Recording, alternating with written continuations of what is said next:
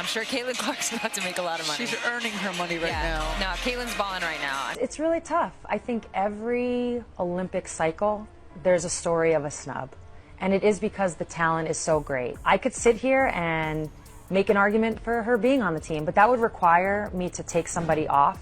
And when I look at this roster, I don't see myself doing that. Did you see Diana Taurasi's reaction to Caitlin Clark not making the Olympic team? She wasn't just upset, she was furious. And now everyone's talking about it. Let's break down why this basketball legend is so fired up and what it means for the future of women's basketball. Diana Taurasi, the basketball legend, is furious. But why? It's all about Caitlin Clark, the rising star who's been tearing up the court. And Sue Bird, she's caught in the middle of this heated drama. You might be thinking, what's the big deal? Well, it's not just about one player or one team. This is about the future of women's basketball, and things are about to get wild. Clark's been putting up numbers that are off the charts, leaving everyone wondering how she's not on the Olympic team. But here's where it gets really interesting. Taurasi, the veteran we all know and love, is not happy. She's speaking out, and her words are shaking up the basketball world. Now, you might be wondering, what's gonna happen next? Trust me, you don't want to miss this. You don't sit up there and pass on Caitlin Clark. It was stupid, Team USA.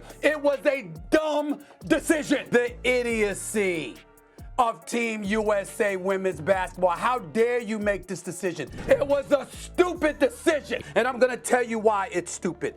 I want all the ladies on this squad to know every single one of y'all are deserving of it. The stakes, they're higher than ever before. Let's talk about Caitlin Clark. This girl is not just good, she's rewriting the record books. Have you seen her stats? They're off the charts. Clark's sitting pretty at 12th in points scored and 19th in rebounds in the WNBA. But that's not all. She's 5th in three-pointers made and 12th in steals. Can you believe it? She's dominating in multiple categories, proving she's not just a one-trick pony. Now, you might be thinking, wow, with numbers like that, she must be a shoo-in for the Olympic team, right? Well, hold on to your seats, because that's where things get complicated. Despite her incredible performance, Clark didn't make the cut for Team USA. There were many people who were cheering against Team USA today because they wanted Caitlin Clark on that team, and they wanted a reason to point to that Caitlin Clark should have been on that team. There's vindication that happens by winning, obviously.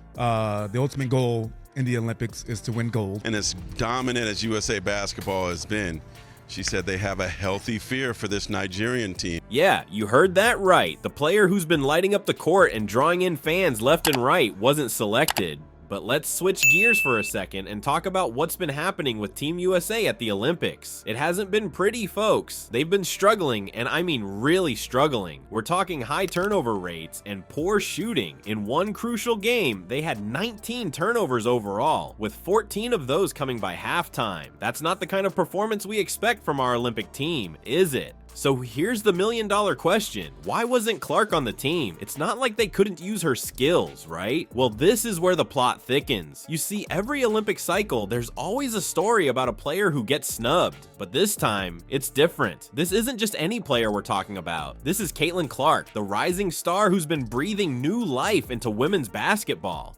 Now, Diana Taurasi, the legend herself, is not happy about this situation. She's been vocal about her frustration, and let me tell you, when Taurasi speaks, people listen. She's seen it all, done it all, and now she's watching as this young phenom is left on the sidelines while Team USA struggles. But it's not just Taurasi who's talking. The whole basketball world is buzzing about this. Fans are questioning the decision, analysts are debating it, and social media is on fire with opinions. Everyone's asking the same thing: how could they leave Clark off the team? And here's where it gets really interesting. This isn't just about one player or one team anymore. This is about the future of women's basketball. Clark represents a new generation of players who are changing the game. They're bringing in new fans, boosting viewership, and challenging the old ways of doing things. Now let's talk about what went down at the Olympics. Team USA had a tough time, and I mean tough. They were struggling throughout the tournament, but nothing could prepare us for that nail-biting final against France. You know how we expect our team to dominate?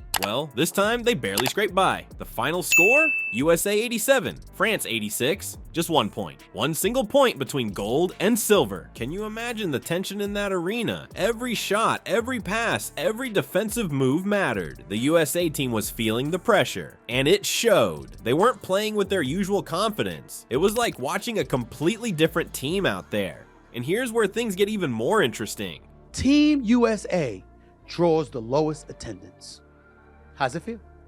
This had some observers wondering if the presence of Caitlin Clark and Angel Reese would have the stands packed for Team USA. According to the Olympics official website, Team USA's win over Japan only drew 13,040 fans, which was the lowest attended game. Dawn Staley said Clark's chances of making the team would have been a lot higher if she and her fellow committee members were selecting the roster today rather than several weeks ago. Sue Bird, the veteran point guard we all respect, made a comment after the game that had everyone talking. Now, I can't tell you exactly what she said just yet, but trust me, it's gonna shock you when you hear it. It's the kind of statement that makes you question everything you thought you knew about Team USA and the Olympic selection process. But let's take a step back for a second. While Team USA was struggling to fill seats at their games, something else was happening. Other teams, the ones with rising stars, were drawing in huge crowds. It's like the fans could sense where the excitement was, and it wasn't with Team USA. You might be thinking, wait, how is that possible? Team USA is supposed to be the main event. Well, that's exactly what has everyone scratching their heads. The attendance numbers don't lie, and they're telling a story that the USA basketball organization can't ignore.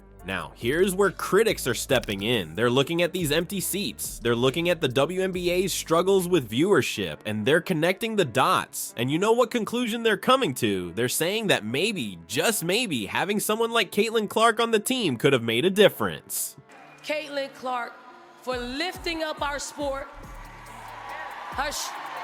She carried a heavy load for our sport. She's gonna lift that league up as well. So Caitlin Clark, if you're out there, you are one of the GOATs of our games, that we appreciate you. Think about it. Clark's been lighting up the WNBA, breaking records left and right. She's not just a great player, she's a star that people want to watch. Fans are buying tickets to see her play. They're tuning in to watch her games on TV. She's bringing a level of excitement to women's basketball that we haven't seen in years. So when you look at Team USA's performance, when you see those empty seats, when you hear about the low TV ratings, you can't help but wonder, what if Clark had been there? Would it have made a difference? Would more fans have shown up? Would more people have tuned in? These are the questions that are keeping basketball executives up at night, because it's not just about winning medals anymore. It's about growing the sport. It's about getting people excited about women's basketball, and right now it looks like they might have missed a golden opportunity.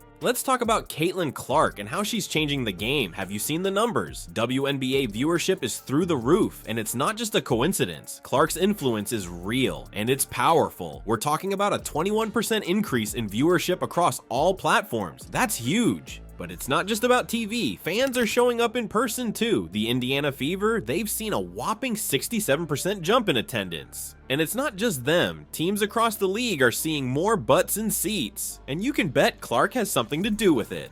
Now, you might be thinking, what about the veteran players? Aren't they bringing in the crowds too? Well, that's where things get complicated. Some of our longtime stars like Chelsea Gray and Diana Taurasi, they're not having the best season. Their performance, it's raising some eyebrows. Take Chelsea Gray. She's been a powerhouse for years, but this season, her numbers are down. Her shooting percentage has dropped, and she's not making as many assists as we're used to seeing. It's got people talking, and not in a good way. And then there's Diana Taurasi, the legend herself. You'd think she'd be leading the charge, right? But here's the thing. She's struggling too. Her scoring is down, and her defense, well, let's just say it's not what it used to be. In fact, Lisa Leslie, another basketball icon, had something to say about Taurasi's performance. She said, "I would definitely put Diana Taurasi in the lineup, just even though her defense is not as it used to be to settle the offense." Ouch. When a legend like Leslie is pointing out your weaknesses, you know something's up. But Leslie didn't stop there. She also noted, it seems like she's not keeping up with the games. Can you believe it? Taurasi, the player we've all looked up to for years, is being called out for not keeping up. It's a tough pill to swallow, but it's the reality we're facing. So what does all this mean? We're seeing a clash, folks. A clash between the old guard and the new blood. On one side, we have players like Clark, bringing fresh energy and excitement to the game. They're drawing in new fans, boosting ratings, and changing how people see women's basketball.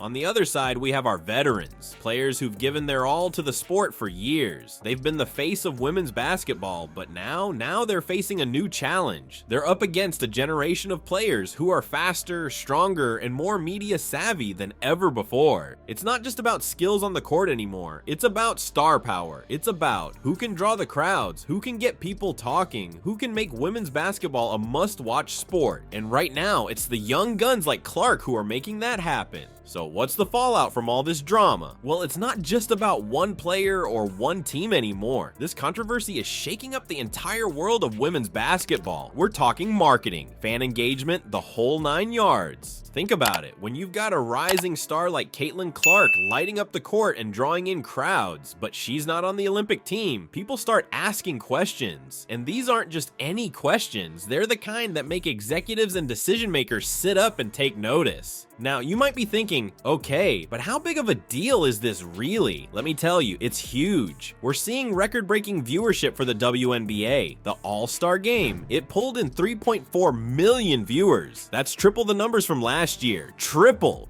But here's where it gets really interesting. The WNBA isn't just sitting back and watching this happen. They're jumping on this wave of popularity. They're promoting their star players like never before. They're increasing the number of nationally broadcast games. They're making sure that if you want to watch women's basketball, you can find it. Now, let's talk about Stephen A. Smith for a second. You know him, right? The guy who never holds back his opinion? Well, he's got some things to say about the Olympic selection process. And let me tell you, he's not happy. Smith is calling out the whole system. He's saying that the way we choose our Olympic team needs to change. He's looking at players like Clark, seeing the impact they're having on the sport, and asking, why aren't these stars representing us on the world stage? But it's not just about the Olympics. This controversy is forcing us to take a hard look at how we market women's basketball. For years, the focus has been on the established stars, the veterans who've been carrying the torch. Now, I didn't quite understand how you benched Diana Taurasi. How you can't find any time for one of the greatest players ever, who can shoot, by the way. 13,000 plus people that showed up at some of Team USA's games for the women. When over 20,000 was showing up for other games. You needed some long-range snipers, and Team USA had problems with it. They just lucky their defense is so damn elite. But now we've got these young players coming up, bringing a whole new energy to the game. And the fans, they're loving it. They're tuning in to watch players like Clark. They're buying tickets to see these rising stars in action. It's like a breath of fresh air for the sport. So what does this mean for the future of women's basketball? Are we seeing the beginning of a new era? It sure looks like it. We're seeing a shift in how the game is played, how it's marketed, and how fans engage with it. The WNBA is already making moves. They're not just increasing national broadcasts, they're changing how they promote the game. They're focusing on these young stars, showcasing their skills, their personalities. They're making women's basketball more accessible, more exciting. But here's the thing, this isn't just about the WNBA. This is about women's basketball as a whole. From college to the pros to the international stage, we're seeing a change. We're seeing a new generation of players who are redefining what it means to be a basketball star.